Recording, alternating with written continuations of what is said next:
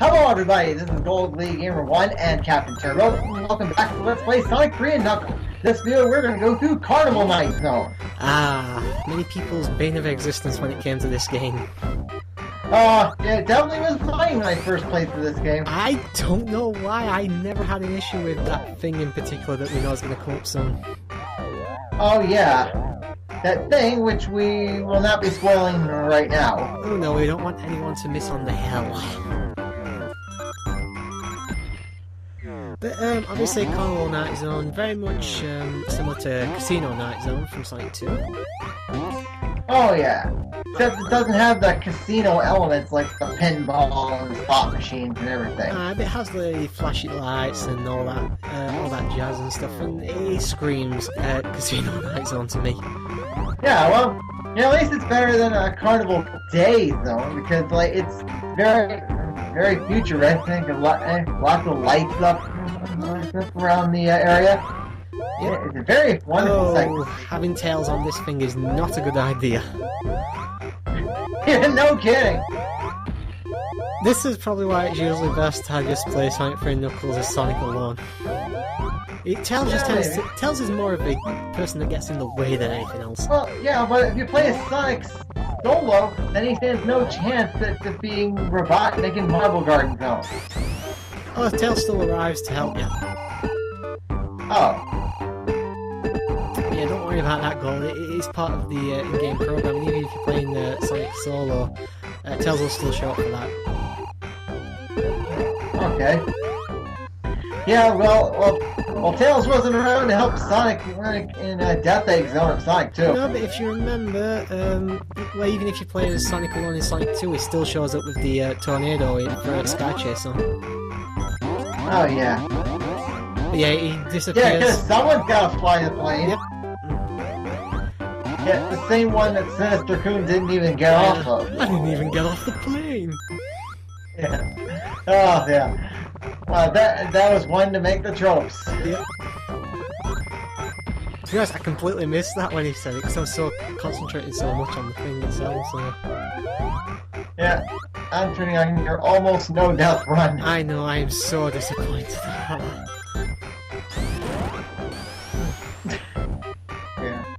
Yeah, well, yeah, if you would have pulled it off, that could have been the second no-death run in the history of these races.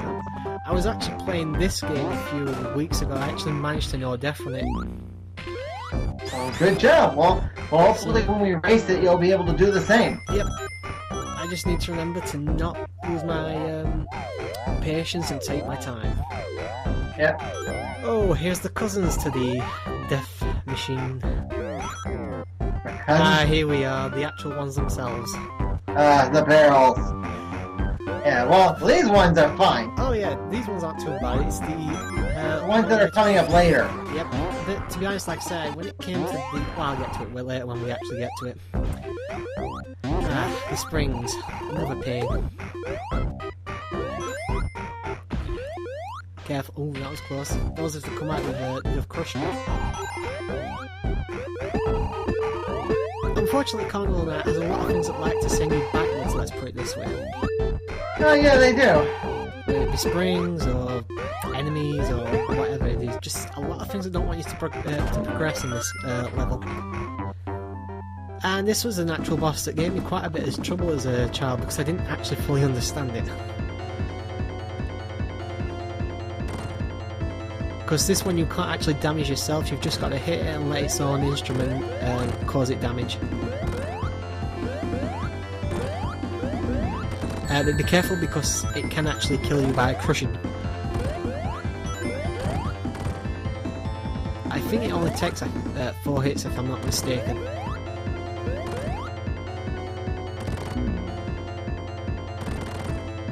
You can actually jump on the top of it though and ride it back, yep, like that.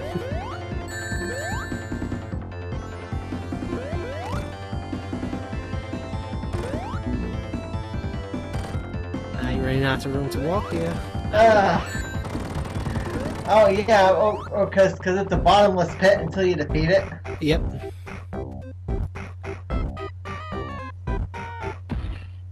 Again, happened to me as a kid, so...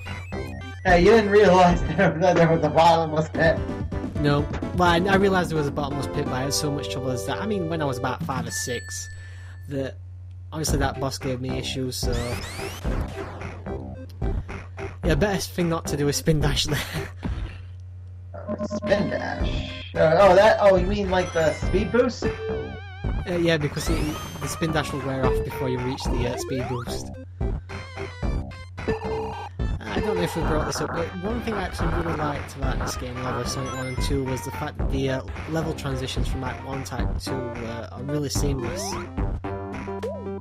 in how they don't have to load up, and it just carries on from the end of Act 1. Alright. I don't know, it's just a nice little thing I like. Oh, cool. Those things remind me of the bat enemies from Mega Man X, actually, and I think I brought that up during the race. Oh, not bat enemies? Yeah, very similar looking design ones in Mega Man X race we had, so... Yeah, the big highlight I remember from that race was the big trolling wife rant. Oh, that was the longest moment in the best of races 11 through 20. If you haven't seen it yet, it's the longest moment in the best of the videos so far, isn't it? Yeah. Ever. Oh yeah, so you have seen it. Oh yeah, I voted on it. Oh yeah. And they were all pretty good, huh? Couldn't think of any to add. Ah, that's the one you had issue with. Yes, that's the one I was trying to tell you about. The one with the electric balls. They basically, do you know those like wheels that you were spinning on earlier? Oh. In this level. Those are supposed to function like the wheels? It's similar, but instead of going round on the outside, they sort of go round inwards, if that makes any sense. Sonic goes round the front and round the back instead of all the way around it. And basically, you've just got to jump off as soon as he's, got the forward momentum going upwards, and try and latch onto another one. It's definitely not easy if you've not got the mechanics down, but it's actually there's not really much point in that one because you don't even get an extra life or anything at the end, and it's pretty hard to obtain rings, so it's pretty pointless actually. Oh, the damn things are back.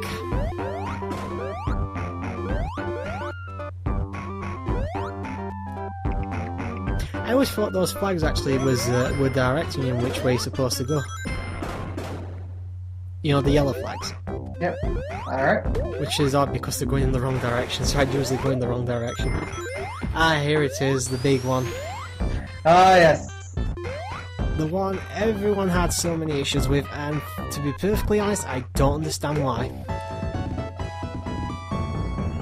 Obviously, with this game, obviously, there's only so many things you can try. Obviously, the first thing you'll do is try jumping while you're on it. That's not going to work very well.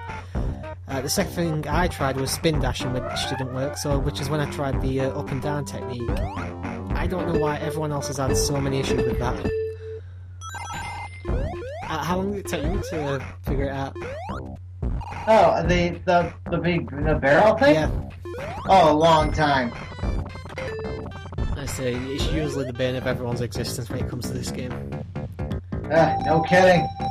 Listen, never understood the big deal with them. The music for this particular special stage I think is really good as well. Unfortunately, it's just not very long. Alright.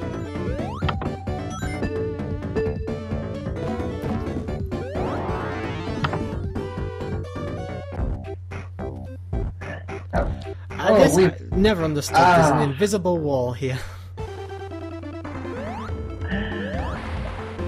I mean, Knuckles is right there. And then we had to sit through that cutscene where Knuckles shuts off the light. I know, he's right there in front of you, and you're just too cowardly to fight him, aren't you, Sonic? Or why would you fight him when he's a playable character? Because at this point in the game, Knuckles is actually the antagonist, working with Robotnik. Oh. I think did I mention I mentioned that this game took place right after Sonic 2, didn't I? Yeah, in part one. when we did Angel Island. Yeah, I thought it. Yeah. What I forgot to mention was one of the things that happened after the Death Egg crashes on Angel Island is that Robotnik basically tricks Knuckles into believing that Sonic's after the Master Emeralds, so Knuckles is working with Robotnik at the moment. Obviously this is not really explained in the game, apart from a later cutscene in a later zone, but I think it's in the manual or something like that. It's definitely backlogged in like the comics and stuff anyway. Alright. Oh, this part's a pain as well.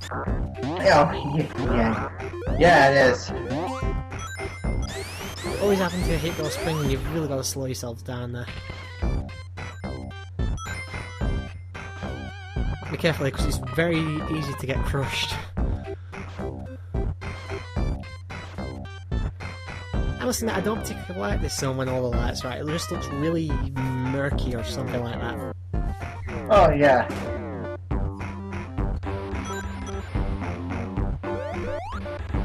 Yeah, like, they didn't have these, like, Knuckles cutscenes in the game in previous games. Yeah, obviously, technology got a bit better. Sonic 1, I think the only real cutscene in the actual game was at the end of Scrap Brain 2, where Robotnik basically collapses the floor and you go into Sonic 4. Or Scrap Brain 3, really. Or 4, right. And obviously Sonic 2 had the part where Sonic jumps onto the rocket into the Death Egg and stuff. But this game actually had a lot more in-game cutscenes, and I actually like the story for what it was. It's very simple, it doesn't actually have any speaking lines or anything, but it's pretty decent. Especially if you know more of the actual backstory from like the manual and the comics and stuff. But like I say, you need extra material for that, and it's not really handy if you don't know where to look for it. Yeah, I remember I asked you, like, have you ever owned any of the Sonic cartoons on DVD box set? I own Adventures, Sonic 7 AM. I've never actually bothered to watch. I watched a few episodes of Sonic Underground, but didn't like it, and I don't think you can get Sonic X in a collection set. Yeah, I did watch 2 of the Sonic cartoons when they were on. Saturday AM is really, really loved by Sonic fans. Personally, I like Adventures as well. It's very cartoonish, very Looney Tunes-esque, but it's a fun little cartoon.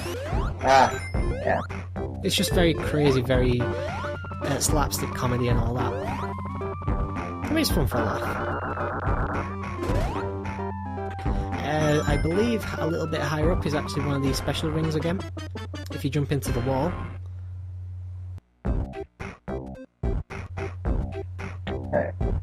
And invincibility! Yep. I just gotta drop down there, obviously.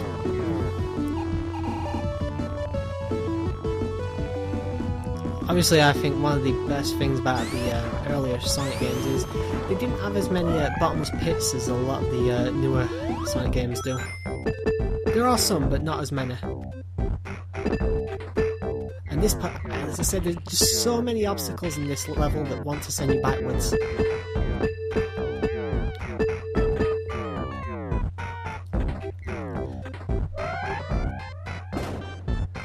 Oh no, sorry, that over to the right there's where the Chaos Emerald stage is. Bit of a mix-up. Well done checking your time there. Best thing to do. I think the... oh, see, you did it partly there. I think there's only one you haven't shown off so far in terms of the special stages though. Oh, which one was... oh, is that the one where after you hit a knob and you get a prize? Yeah, basically like a gumball machine type thing. Oh yeah, and sometimes it'll give you an extra life. Yeah, it's a little random. You can only fall to the bottom once, I think, though. There'll be springs, but the second time it'll be a bottomless pit and send you back to the level. Oh yeah. Here's actually a good place to use the Insta-Shield, the move I mentioned earlier. Because you can actually hit Robotnik with it if you time it correctly. Which I will be doing when we get to the race. Just FYI. Well, good to know. You know, just so you can all get ready and prepared for your butt beating, shall we say? Since I'm not going to use the A word. Okay. Huh. The invisible wall's back. But yeah, this is a boss fight that can actually take quite a bit of time if you've not got any rings or any power-ups, because you've got to be really careful with Robotnik's hitbox. And just let Tails get electrocuted.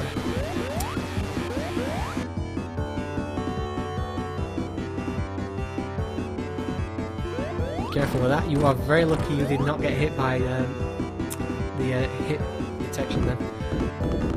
Yeah, no kidding. I wanted to bounce him off so I could save time. Yeah, let's say because you fell straight through him, I figured it triggered like it did actually hit you. So. You know, when first I played the Sonic playthrough, I had no idea that there was a 10-minute time limit on these stages. 10-minute time limit for pretty much all of the classic games. They got rid of them when the series went 3D though. Obviously, other than a few like time constraints in terms of like last boss and stuff where you've got a limited amount of rings or time to beat the final boss. Okay, so once they got in 3D games, the time limits were removed. Yeah, like I said, other than sort of time constraints for the bosses and stuff. Well, the reason I didn't know that is because the timer was counting upward instead of down. Yeah, that's something I didn't. I found that as a kid as well. It's just something I honestly don't think makes a lot of sense, to be honest. Never really enjoyed it, and I think it's probably part of the reason they took it out. With only 10 seconds to spare, I did it. Yep, you did what you wanted to say you was on a rush. Alright, until next time, this is Gold League Gamer 1 and Captain Turbo. Later, folks. Good night.